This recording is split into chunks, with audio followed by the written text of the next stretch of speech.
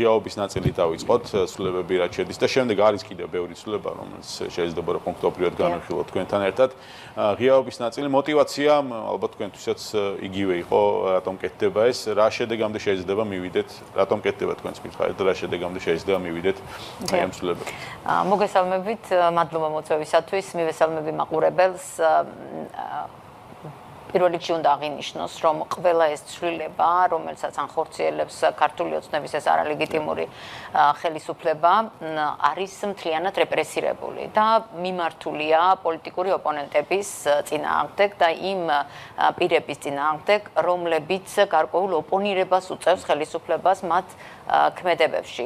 სხვათა შორის ჩვენ ამასთან დაკავშირებით არ უნდა გამოგვრჩეს სახელმწიფო დეპარტამენტის სრულ ახალი განცხადება, სადაც აღნიშნულია, რომ ისინი ღრმად შეშფოთებას გამოხატავენ, რომ საქართველო აგრძელებს, საქართველოს დღევანდელი არალეგიტიმური ხელისუფლება აგრძელებს დემოკრატიის საწინააღმდეგო სვლას, მის ახდენს პოლიტიკური ოპონენტების და მოწინააღმდეგების ციხეში გამოკეტვას და აი ამასთან ერთად მითითებულია ასევე სწორედ კანონმდებლობასთან მიმართებით, რომ ისინი შეშფოთებას გამოხატავენ ასევე ამ რეპრესიული კანონმდებლობით, რომელიც იმაზე მეტად, ანუ მხედველობაში აქვს პროპორციულობის ტესტი, ზღუდავს გამოხატვის თავისუფლებას და რომ ამითი დემოკრატია არ მიიღწევა და ეს მნიშვნელოვანია, რომ ჩვენი პროდასავლელი და ჩვენი დასავლელი პარტნიორებიც ამ პრობლემებს ჩვენთან განსაკუთრებულად ხედავენ და ეს ყოველდღე უფრო და უფრო მეტად დასტურდება. თვალდიახ,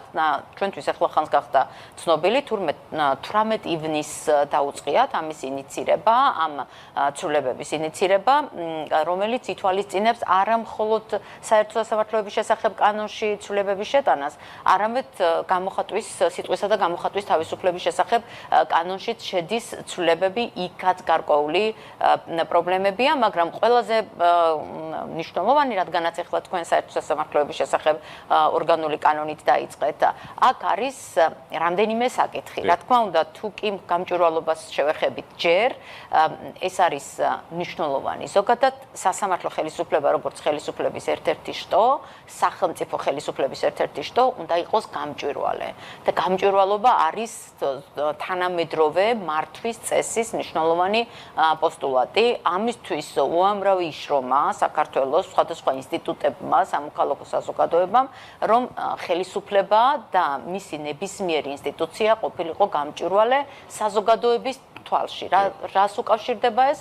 ეს უკავშირდება იმ მნიშვნელოვან პრინციპს, რაც ჩვენ გვაქვს კონსტიტუციაში, რომ ხელისუფლების წყაროა ხალხი და თუ ხალხია წყარო ხელისუფლების, ესე იგი ხარ რომ ხელისუფლება ხარ და ამ შემთხვევაში სასამართლო ხელისუფლება, შენ ანგარიშვალდებული ხარ ხალხის წინაშე. და ამ დროს გამოვიდა, რომ მთლიანად დახურეს სასამართლო ხელისუფლების ღიაობა საზოგადოების თვალში. აი რაც ახლა თქვენ გააკეთეთ კომენტარი და კახამაც გააკეთა კომენტარი, ანუ აქ რომ გამოვყოთ რამდენიმე საკითხად რომ დავშალოთ ახლა ეს. ერთი არის როგორ უნდა ვაცნობოთ საზოგადოებას სასამართლოში მიმდინარე პროცესების შესახებ. მეორე არის ანუ პროცედურული ნაწილები, როგორ სრულდება მოსამართლის მხრიდან და სასამართლოს მხრიდან. მეორე არის თქვა მატერიალური ნორმების განმარტება, როგორ ხდება სასამართლოს მიერ და თუნდაც სასამართლოს სხვადასხვა ეტაპზე. აქ ერთი ძალიან მნიშვნელოვანი საკითხი აქვს ჩაწერილი, თითქოს ჯერ არ გამახვილებულა ამაზე ყურადღება, მაგრამ ჩაიკეტა არა მხოლოდ გადაღება, ფოტოგადაღება და ასე შემდეგ, არამედ გადაწყვეტილებების, მაგრამ იცით რომელი გადაწყვეტილებამდე ვერ მიიღებთ გადაწყვეტილებას, სანამ კანონიერ ძალაში შესული სასამართლოს გადაწყვეტილება არ იქნება. აი ხო, კანონიერ შესული სასამართლოს გადაწყვეტილება არის უზენაეს სასამართლოს მიერ მიღებული გადაწყვეტილება, თუ კი უზენაესამდე ავიდა საქმე და გასაჩივრდა და როგორც წესი, ისეთი საქმეები, რომლებშიც პოლიტიკური ისე დგას მდგენელი არის ან სისხლის სამართლებრივი საქმეა ან მართლაც ბიზნეს ინტერესები დატვირთული საქმეა თუნდაც სამოქალაქო საქმე ან ადმინისტრაციული საქმე, უმრავლესად ყველა მიდის თუ მორიგებით არ სრულდება, მიდის აუცილებლად უზენაესამდე. ანუ გამოდის რომ ჩვენ ხო უნდა წარმოვიდგინოთ რომ რა ვადებს გულისხმობს საქმეთა განხილვა, ხო? ვთქვათ რა პერიოდია 2 თვე, მერე შეიძლება 5 თვემდეც იყოს, იქაც გასაჩივრების ვადები და ეს რამხელა პერიოდია, ანუ დაინტერესებულ საზოგადოება ვერ გაიგებს პირველი ინსტანციის, apelatsiis, მხოლოდ უზენაესის გადაწყვეტილებას, რომელიც გარკვეული ხო, შესაძლოა წლებით გაგრძელდეს ეს ყველაფერი და პრაქტიკულად ხო, ანუ ზუსტად აი ძალიან კარგად აღნიშნეთ თქვენ, როდესაც სასამართლოს გადაწყვეტილებათა გამჭვირვალობა და ღიაობა ემსახურება არა მხოლოდ მხარეებისათვის გადაცემას ამ გადაწყვეტილების და მათი ინტერესების გათვალისწინებას, ემსახურება ასევე იმასაც, რომ მე განჭვრეტადობასაც, სასამართლო პროცესების, მოსამართლის ქცევის და სასამართლო საქმიანობის განჭვრეტადობასაც, რომ ნებისმიერ პირს კონდეს მოლოდინი ანალოგიურ საქმეზე რა გადაწყვეტილებებს იღებს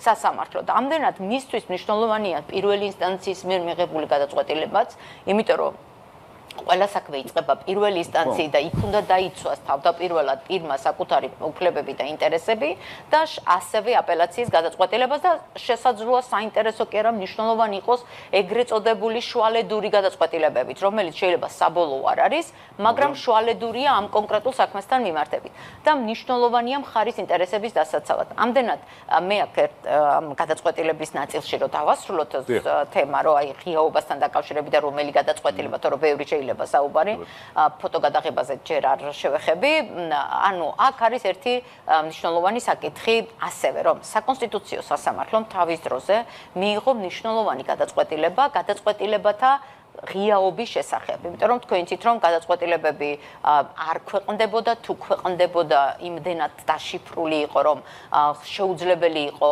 არსის გაგება და გარკვეული დათქმებით, რა თქმა უნდა და არასრულად გარკვეული დათქმებით და ახლა ეს სრულიად ჩაიკეტა, ასე ვთქვა და მივედით იქამდე, რომ მხოლოდ კანონიერ ძალაში რო შევა გადაწყვეტილება, მხოლოდ ის შეიძლება გადაეცეს პირს. საუბრობთ ცვლილებებზე, რომელიც რა თქმა უნდა, რამდენიმე დღეში იქნება მიღებული, ეს ეხება საერთო სასამართლოების შესახებ კანონს და იქ შესულ ცვლილებებს. ქალბატონო, ღიაობაზე ნაწილობრივ ჩვენ ვისაუბრეთ, თუმცა იქ არის კიდევ რამდენიმე ცვლილება, რომელიც მნიშვნელოვანი შეიძლება იყოს, რომ საზოგადოებამ იცოდეს ამ ცვლილებებთან დაკავშირებით. მათ შორის ცვლილებები ეხება გარკვეულ ვადებს. ვადები ეხება როგორც მოსამართლეების, ესე ვთქვათ, გამოცდილების და დაწინაურების ვადებს, 5-დან 3 წლამდე მცირდება, ასევე ეხება სამივლინებო ვადებს, რომელიც იზრდება ამ შემთხვევაში. რამდენად კორელაციაშია ეს ყველაფერი ერთმანეთთან, რისთვის კეთდება ეს ცვლილებები, რა შეიძლება იყოს მიზანი ამ შემთხვევაში მმართველი გუნდის. ზოგადად, როდესაც საერთო სასამართლოების შესახებ ორგანულ კანონზე, სასამართლო ხელისუფლებებზე ვსაუბრობთ, ჩვენ ამ საკითხებს ვერ განვიხილავთ მოწყვეტით იმ პროცესებიდან, რომელშიც ახლა ჩვენ ვართ და რასაც ახორციელებს ქართული ოცნება, ხო? რამდენადაც მათი მიზანია უკვე მოსამართლეები, რომლებმაც თავი გამოიჩინეს პოლიტიკურად სენსიტიურ თემებზე, პოლიტიკოსები გისოსებს მიღმა აღმოჩნდნენ და დააპატიმრეს. თქვენ იცით, რომ ჩვენი კოალიცია ცვლილებისთვის 3 ლიდერია ციხეში, ნიკა გვარამია, ნიკა მელია, ზურაბ გირჩი-ჯაფარიძე, გუშინ ლელოს ორი ლიდერი, ბატონი ბადრი ჯაფარიძე და მამუკა ხაზარაძე და გიორგი ვაშაძე, ასევე აი ეს მანამდე ოქრუაშვილი არ გამოგრჩეს ვინმე, იმიტომ რომ ეს ხალხი ბრძვიან სწორედ და იმიტომ არიან ციხეში, რომ მათ წინააღმდეგობა გაუწიეს ქართული ოცნების ამ დანაშაულებრივ რეჟიმს. ამდენად ისინი, როდესაც იღებენ ამ ცვლილებებს, ბუნებრივია ხდება იმ მოსამართლეებისათვის, რომლებიც არის მათი დაკვეთების შემსრულებელი და მეორე მხრივ მათთვის წინააღმდეგობის გამწევი. ანუ ვიღაცების ჯილდოა და ვიღაცების სასჯელი, რა ფორმით შეიძლება გამოიყენოს? აი მაგალითად, როდესაც საუბარი არის ვადები, ზოგადად მნიშვნელოვანი საკითხია პროცედურების თვალსაზრისით. ვადა გულისხმობს იმას, რომ შენ გარკვეულ სასამართლოსთვის მაგალითად რაღაცა გარკვეულ ასე ვთქვათ გამოცდილებას იღებ და ამ გამოცდილებიდან გამომდინარე ხდება შენი შეფასება და ამის მიხედვით დაწინაურება. მაგრამ აი ეს 3 წლიანი ვადა თქვენ წარმოიდგინეთ შესაძლოა იყოს როგორი საკითხი იცით ზოგადად მოსამართლე როდესაც ახლად შედის სისტემაში ის ინიშნება 3 წლიანი გამოსაცდელი ვადით. ამდენად ეს გამოსაცდელი ვადა გულისხმობს რომ შემდეგ კიდევ უფრო უნდა გაიღრმავოს ხო? თუკი გადალახა ეს 3 წლიანი ვადა და ახლა ჩვენ ძალიან ბევრი მოსამართლე ვნახეთ რომელიც გამოსაცდელი ვადიდან ნიშნულმა მოსამართლემ განიხილა ეს პოლიტიკურად და მნიშვნელოვანი საქმეები და გამოდის რომ მათ 3 წლიანი გამოსაცდელი ვადა ავტომატურად გარდაიქმნება უკვე იმ ვადად რომ ისინი დააწინაურონ აპელაციაში. ანუ ეს ყველაფერი ხდება რა თქმა უნდა აი ასეთი მათი დაკვეთების და კლანის მოსაზრებების და პოლიტიკის გამტარებელი მოსამართლეების დაწინაურებისთვის.